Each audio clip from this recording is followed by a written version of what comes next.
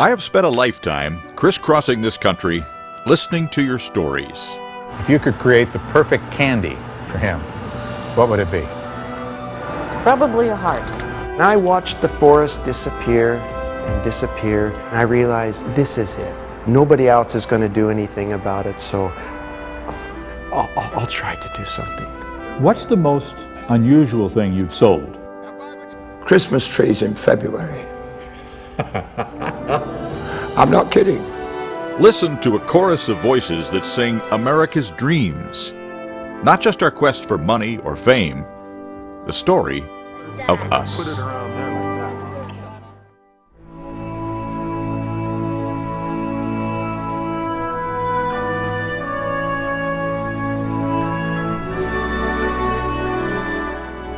America survives and thrives because of names we don't know. People standing in the shadows with wonderful stories. Such tales will be lost unless someone tells them. I'm Bob Dotson with those often overlooked American stories. This is a forest filled with forgotten lives. Their final resting places marked with numbered stakes, not names. Overlooked until Bud Merritt stumbled upon them. He discovered the first of 6 lost graveyards at what was once the largest mental hospital in America, Milledgeville, Georgia.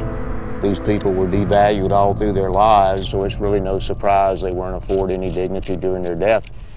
Bud and his friends have found more bodies in those forgotten graves than the entire population of Milledgeville. At least 25,000. Across the nation, there are many more.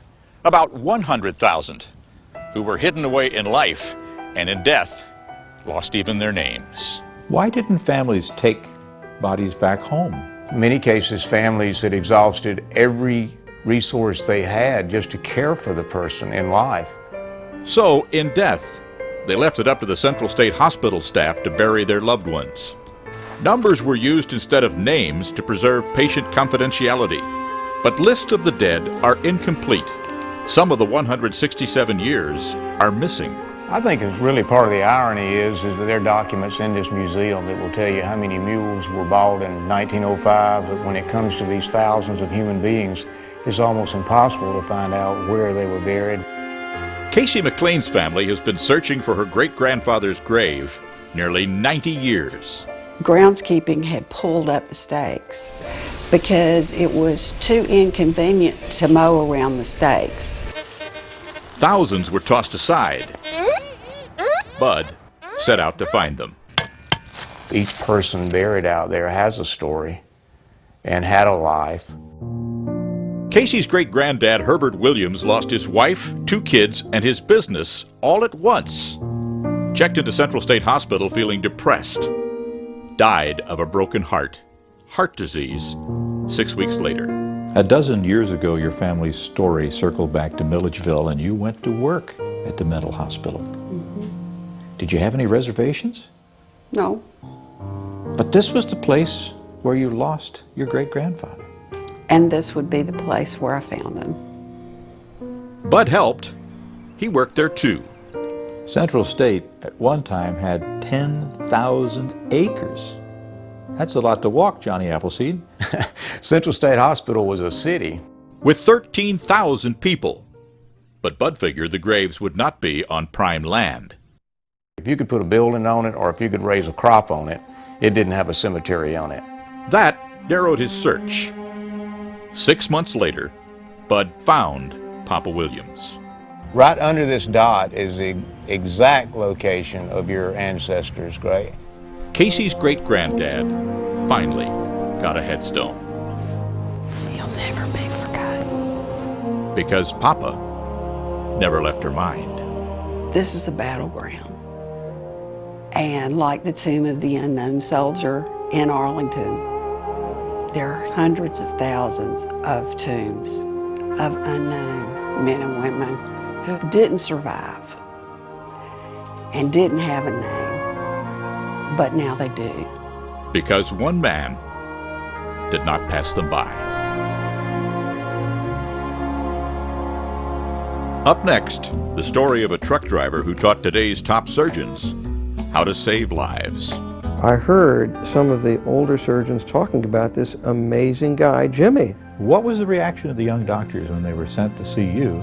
They didn't know that I was black. They would come over and they said, well, where's Jimmy? I just say, you looking at him.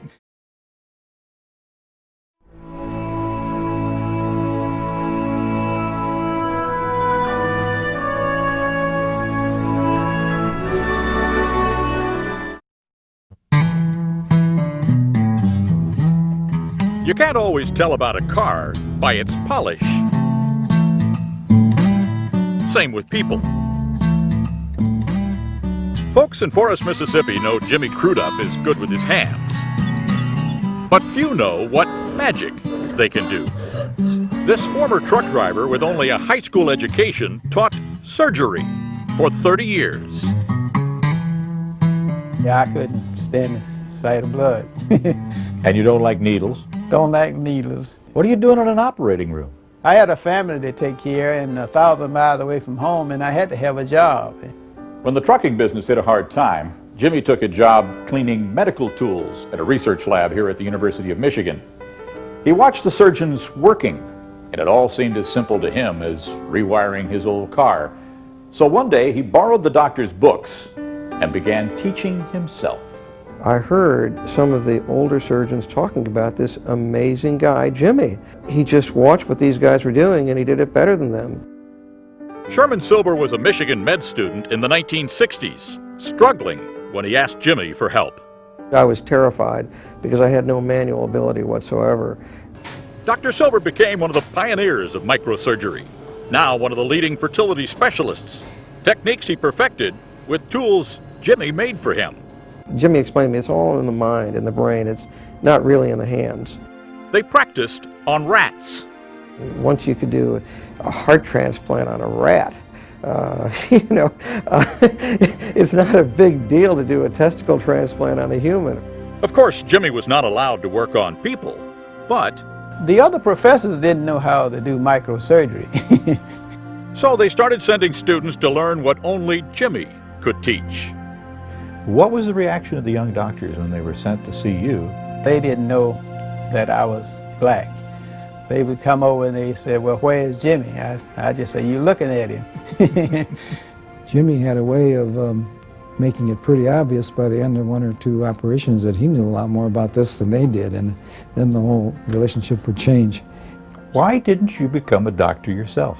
I had a speech problem. I stuttered really bad. But I was just determined that I was going to break myself from studying because I was in a new environment. He did. By then, he was in his late 30s and had 4 children to raise, and all those students. You helped so many doctors to greater fortune than your own. Mm-hmm. What did you get out of all this? Well, I knew these doctors was going to be operating on humans, and my reward out of it is that they made them better doctors and they saved a lot of lives, you know. Jimmy's example continues to inspire. Dr. Jules Lynn was the best surgical student in 2006 at the University of Michigan. His name was added to a plaque that bears Jimmy's face. It's perhaps our most important teaching award in the laboratory, and it's named after our most important teacher that we've ever had in the laboratory. Jimmy's retired now, living back in Mississippi, but he's still taking care of people. You been feeling all right? Good. To his neighbors, he's just that quiet old guy who can fix anything. Jimmy seldom mentions what he's done. What he's done speaks for itself. It is part of America's geography of hope.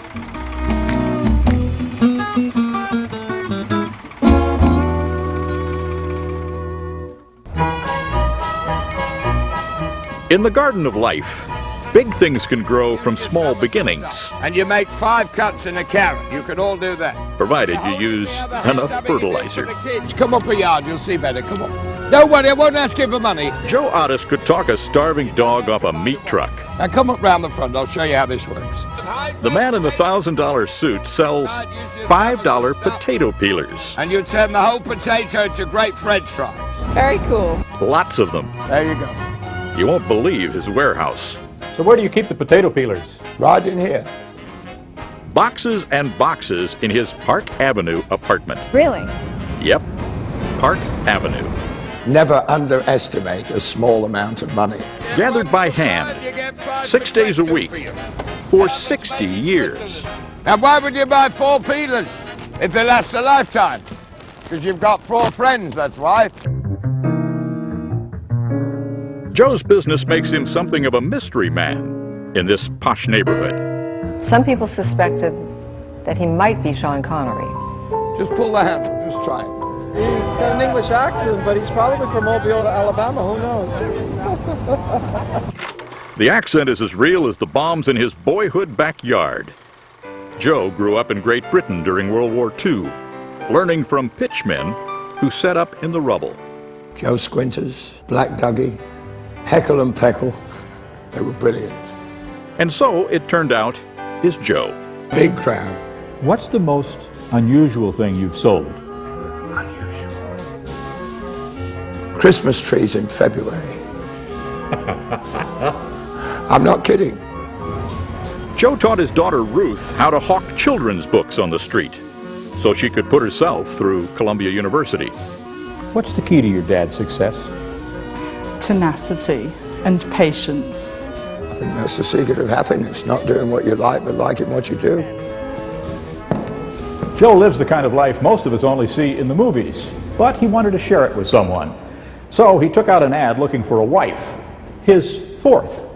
He received 600 proposals, picked 3 possibles.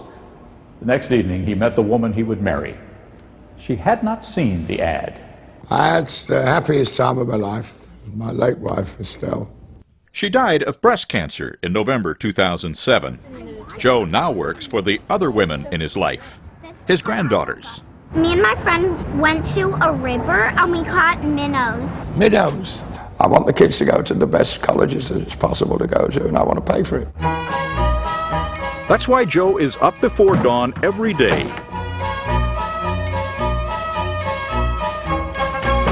Still pushing potato peelers down Park Avenue. Do you ever take a vacation? Life is a vacation. Every day is a vacation. To be savored. 4 months after we said goodbye, Joe died. He left his family a big inheritance. No, not much money. All those boxes of potato peelers. Just ahead, a father's love that's more than par for the course. If heaven is a place where dreams come true, this is truly heaven, because this dream has come true.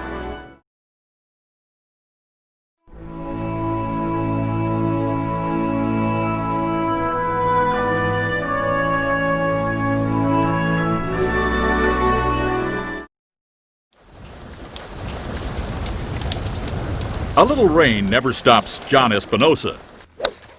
He plays golf all day, most every day, on a course he and his father Steve built by hand. Oh, John, They carved it out of the 10-acre woods around their Montana home, creating fairways wherever a ball hit a tree. Look out! At first, John's mom was not happy. I thought it was just totally crazy. They just kept going and going. A hole a year for 10 years. What's the challenge on this hole? Clear the house. Don't break any windows. It lies directly in front of the green. Par 3 if you're good. John is good. John was born with a condition similar to Down syndrome that left him nearly blind in one eye. Son, can you put your fingers pointing up and down? No, I can't. You can't do it? No. Okay, well, you go ahead and try to hit it any way you can, then. Let's see what you can do. John perfected his stroke by swinging a mop. Yes, he did it! He wanted desperately to play like his big brother Mike. You know, it was so hard. I didn't believe in my son. And I said, you can't do this like Michael. So I had a lot of That confidence in was grief talking. First, Steve's daughter died of a heart defect. Son Mike was killed in a car accident. Mike's death nearly overwhelmed Steve. His best friend had died in his arms during the Vietnam War. And now he had lost 2 of his children. So one day he kissed his wife, grabbed a gun, then left to take his life. I would have shot myself. I would have killed myself. But at the last minute, he realized John needed him. They began to heal each other. Yes, yes, almost, son. Steve is disabled himself. Some days, old war wounds put him in a wheelchair. So, John mows the entire course. It's giving us self-pride that he can do it, that he can accomplish it. By himself. Until an army of people heard what he was doing and started donating what he needed. It's a huge challenge. Golf course superintendent Jim Peacock. There aren't a lot of golf courses around him, and he started from scratch, not knowing what to do. Hi, camera. Now that backyard golf course can't hold John anymore. Yes, he did it. John got it. Not after he qualified for the Special Olympics in Dublin, Ireland. Yeah, John! The family that had lost so much finally won a bronze medal.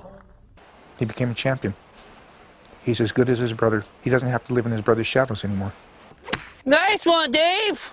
Back home, John opened his golf course to anyone with a disability. Do this, and you aiming at the truck. Good shot. They play for free, for fun. His dog, Zing, has been trained to retrieve the shots they don't like. How has this golf course changed your life? Happy. If heaven is a place where dreams come true, this is truly heaven. Because this dream has come true. Gee, Daisy, you're wet, huh? With some children, it's hard to tell how they will excel in life. We got a lot of work to do on this green here. Winners are not always the most obvious. Against all hope, they believe in hope.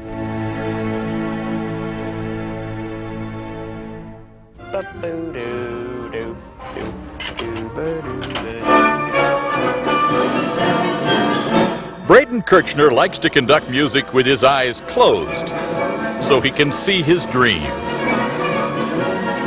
He wants to join John Williams and Arthur Fiedler and Keith Lockhart, the select few who have conducted the Boston Pops. What do you and Keith Lockhart have in common?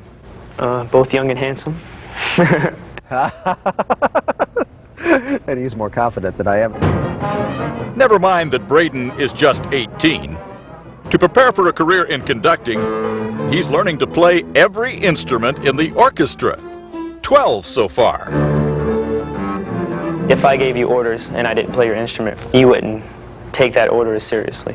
No, 1, 2, 3, 1. Okay. The friends Braden tutors in Goose Creek, South Carolina know he's serious. Good, but when you do it, don't go. Just go. While they hung out over the summer, doing what teenagers do, he worked 11 jobs. I have it planned out. See? He told his mom, Diane, he needed $10,000. Which I will do fast. It's a little shock to me because at that time I just lost my job. The boy with a dream had seen an ad on the internet saying fans could conduct the Boston Pops if they donated big bucks to the orchestra. It's just money. And if that can buy you the thing that you wanted all your life, then it's worth it to me. Braden could have had a fundraiser to get the cash. He did not. Instead, he mowed most of the yards in the neighborhood, worked the overnight shift at the Waffle House, delivered newspapers and pizzas. 6 months later, he had $5,000, half the money he needed. There were a lot of people talking behind the scenes that when the time came, we would make sure he got there. Please welcome in his Boston Pops conducting debut, Braden Kirchner. Turns out that $5,000 was enough. The Pops performed in South Carolina, just down the road from Goose Creek, with a new guest conductor.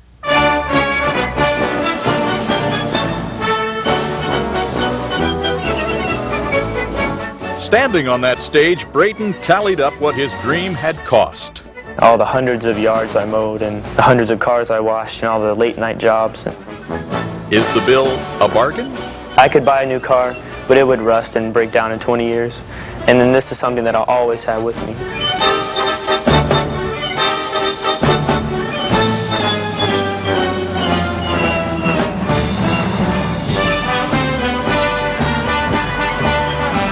Oh, he'll have something more than a memory. The Pops return Braden's money to help him pay for college. Some things aren't bought. They're earned.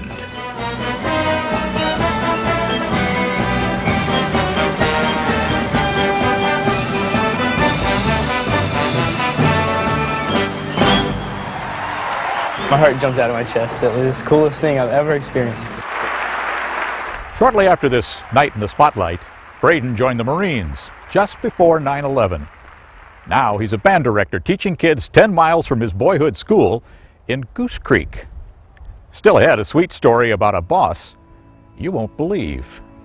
Why was their problem your problem? When someone gives me 20, 30 years of their life, I feel like I owe them something other than just, to say, oh, it's nice talking to you, goodbye. You do what you feel in your heart is right.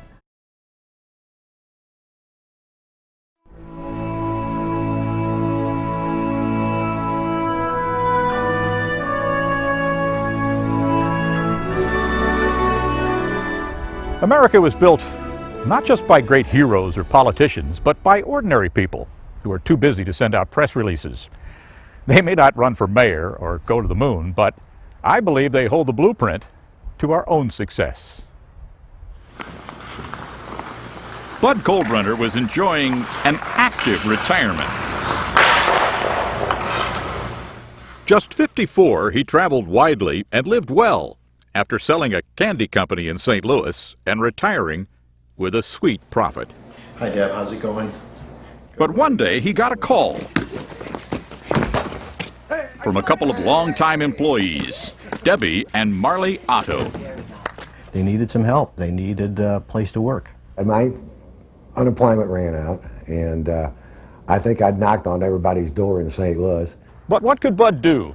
He had signed a non-compete clause agreeing not to go back in the candy business. Still, those out-of-work calls kept coming. So when the agreement expired, he did something unheard of.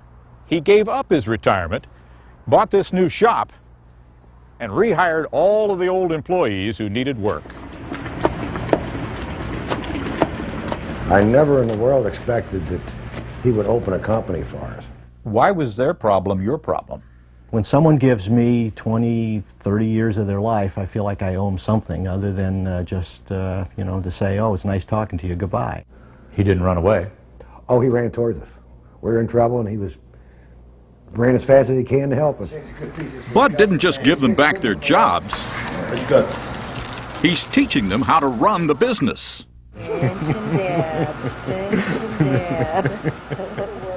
In a few years, when he retires again, he will give it to them. You do what you feel in your heart is right. A golden parachute for employees?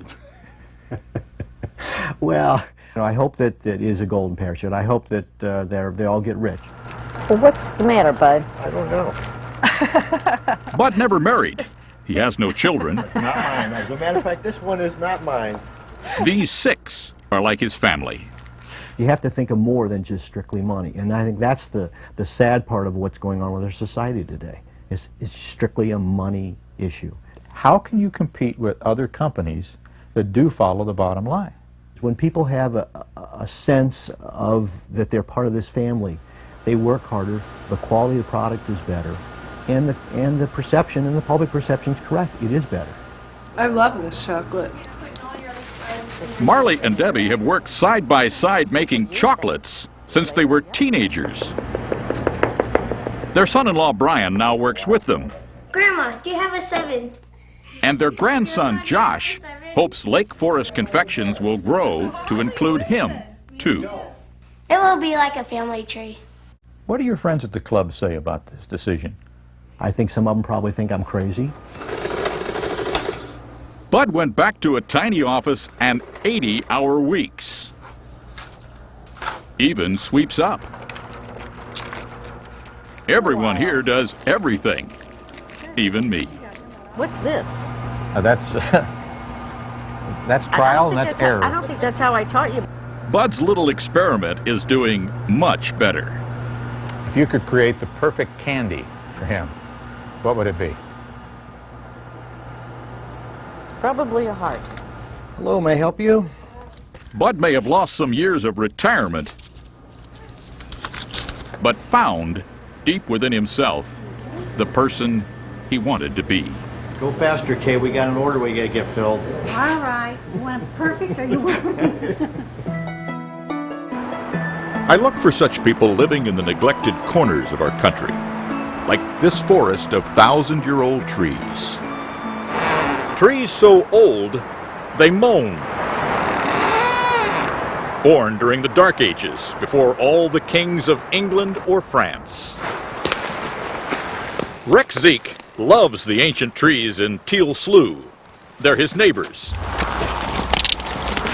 Most around his home in southwestern Washington state are gone, clear-cut for lumber. I watched the forest disappear and disappear from thousands of acres to hundreds of acres till when it finally got to a postage stamp size. These few were next. The son of a logger wanted to save them. And I realized this is it. Nobody else is going to do anything about it, so I'll try to do something.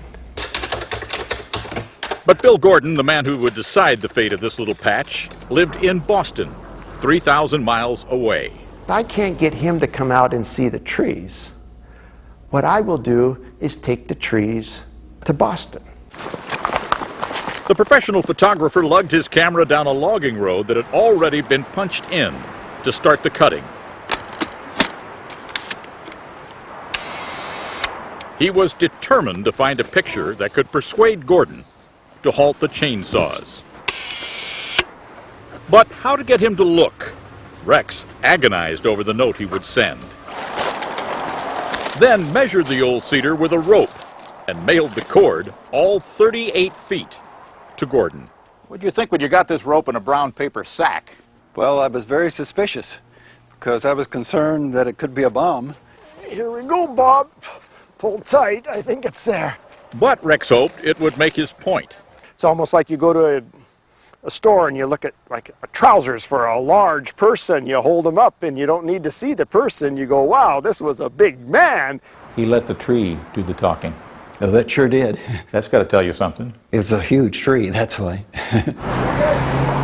So his company, John Hancock, sold the towering cedar and its neighbors to the Nature Conservancy.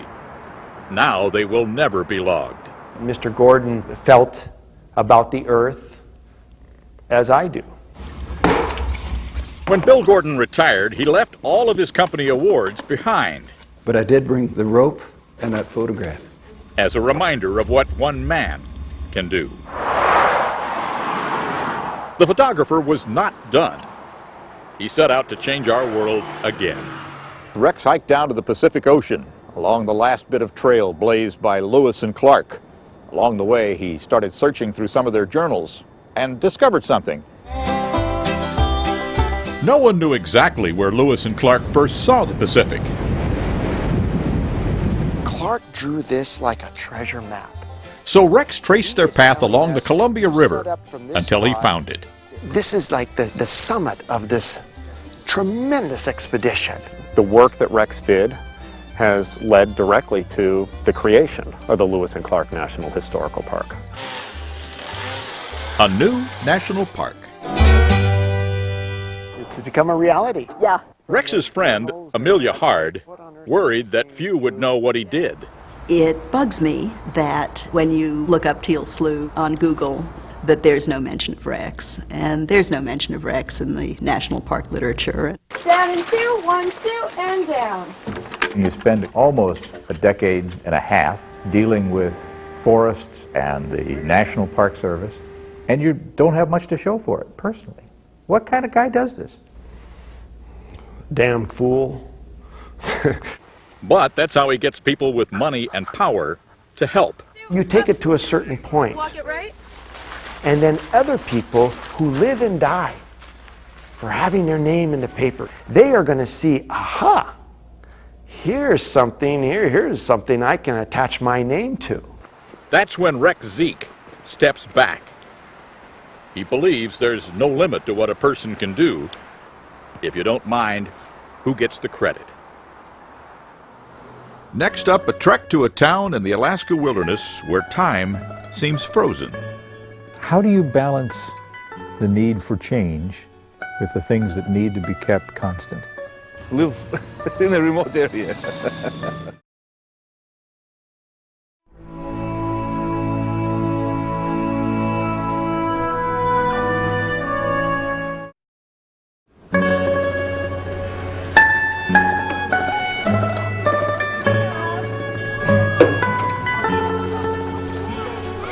Out here, the past does not drift back into the past.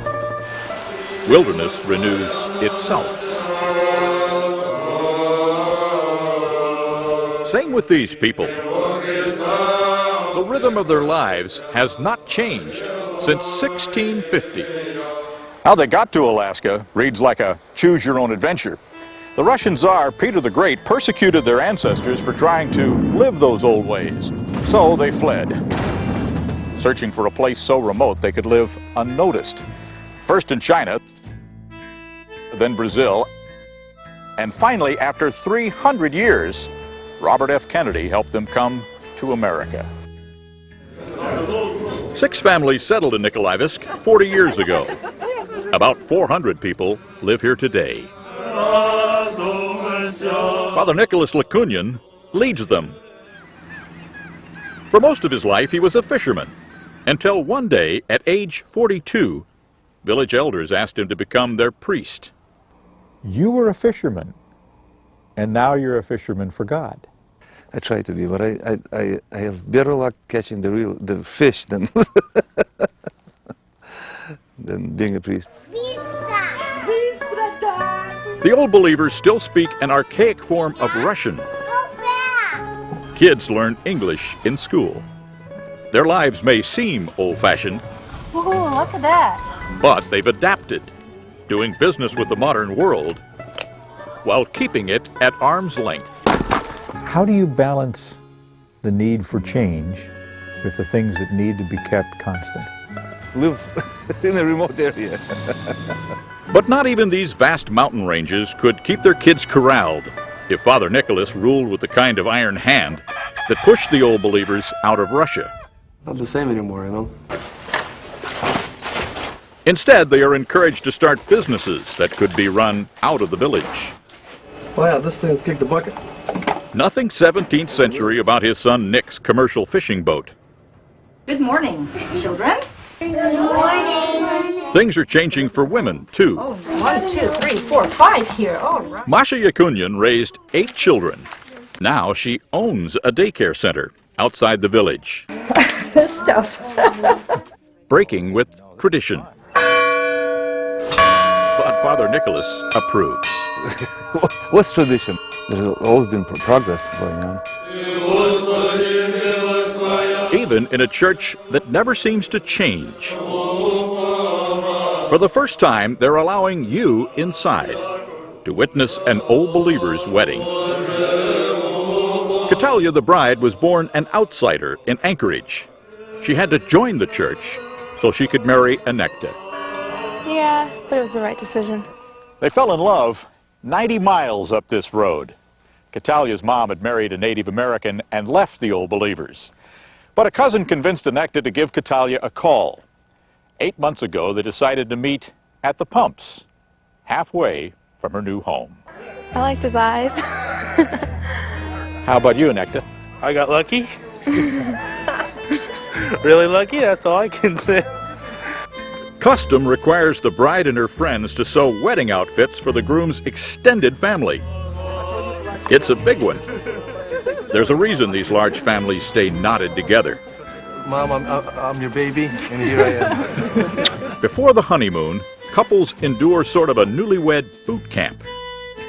They move in with the groom's parents to learn what the community expects of them in married life. On their wedding day, the bride and groom must hold tight to a scarf, connecting them to others, a symbol of their lifelong commitment to their neighbors. Smile, Anekta, smile. I'm smiling. The outside world may be creeping closer, threatening to change all this, but the community keeps attracting new people to their old ways. Naturally, the lure is old-fashioned. families that enjoy being together. They make their own fun at the edge of America.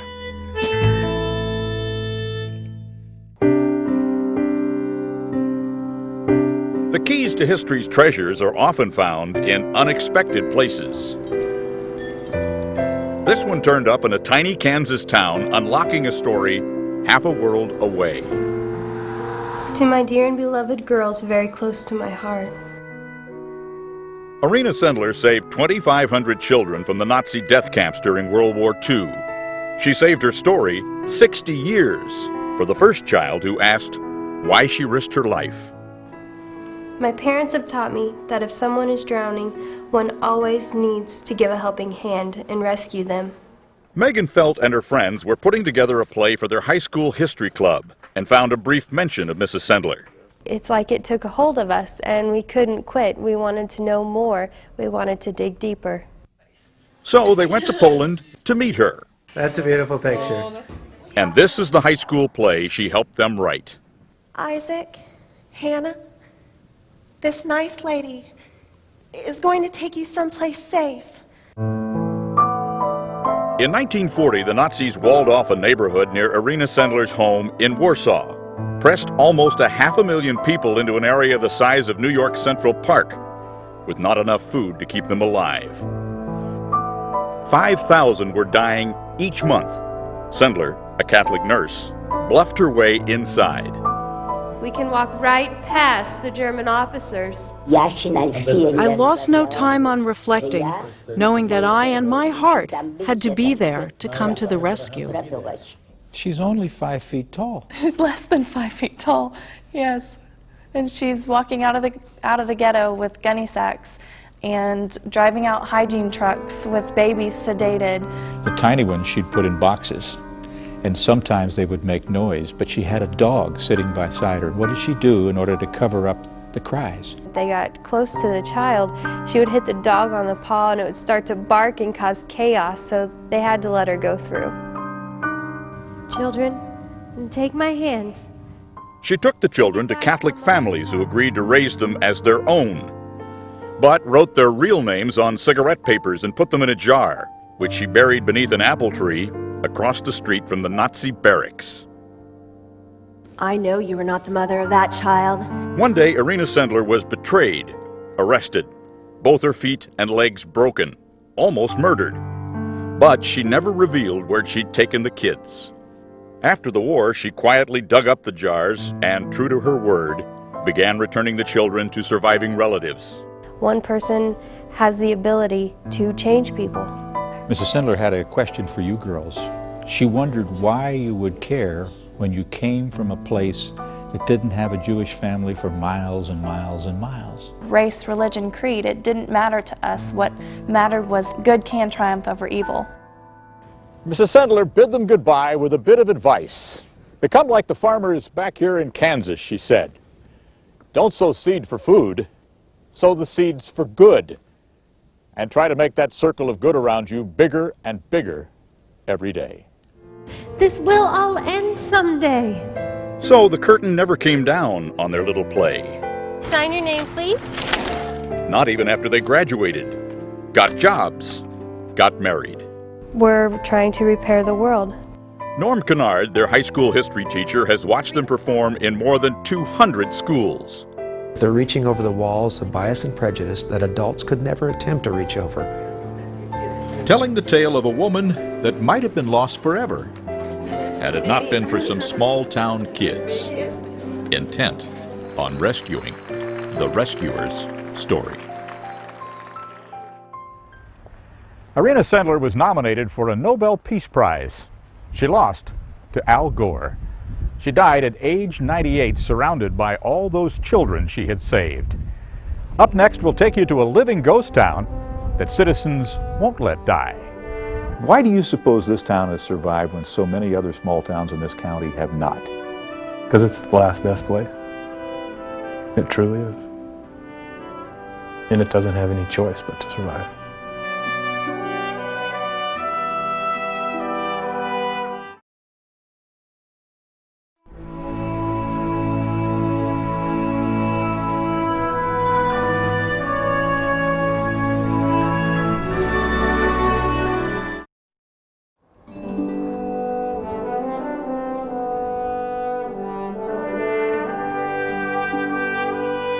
In this high mountain valley, far from the rest of us, is the kind of place America used to hear about, where people survive without federal aid or giant corporations.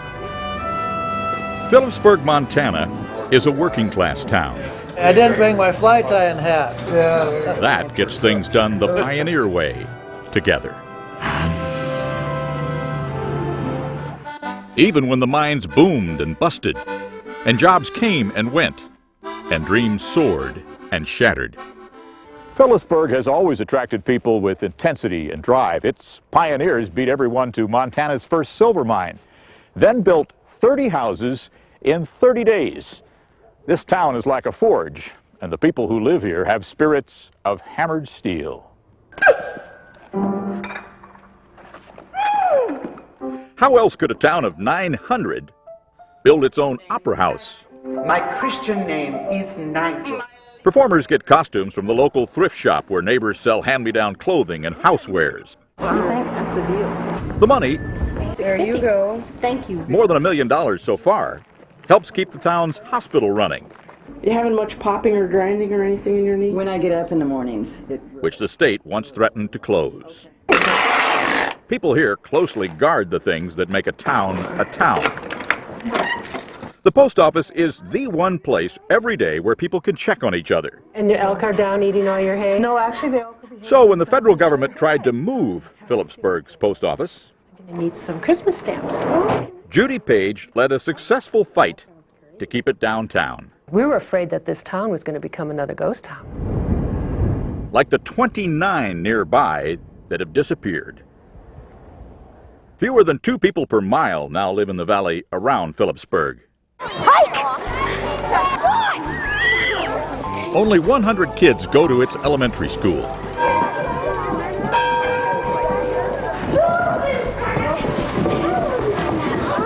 Maggie, did you lose some more teeth? Yet Superintendent Mike Cutler points out that people tax themselves a bunch to restore it.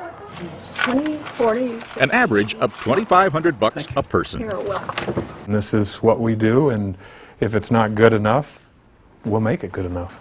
Why do you suppose this town has survived when so many other small towns in this county have not? Because it's the last best place. It truly is. And it doesn't have any choice but to survive. The town has been successful because survival is put ahead of personal gain. In 2003, Mike Cutler was diagnosed with cancer, leukemia. He needed a costly stem cell transplant. Here's this great big tent, you know, like you see at circuses. And I could not believe the amount of people. How much money did they raise? Close to $40,000. And there are fewer than 1,000 people in this area. Yes. It was overwhelming for me. Still is. This Christmas, Mike is cancer-free. I've won that battle with the town of Phillipsburg on my shoulders, helping me. Little town, big gift. It was just amazing.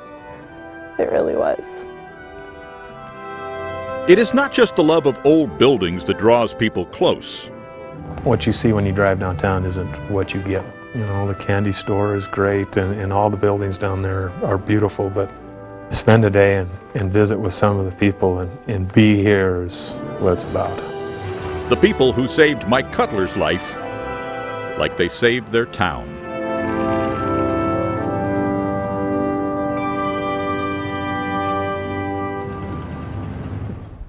Where do I find such stories? They come from people like you.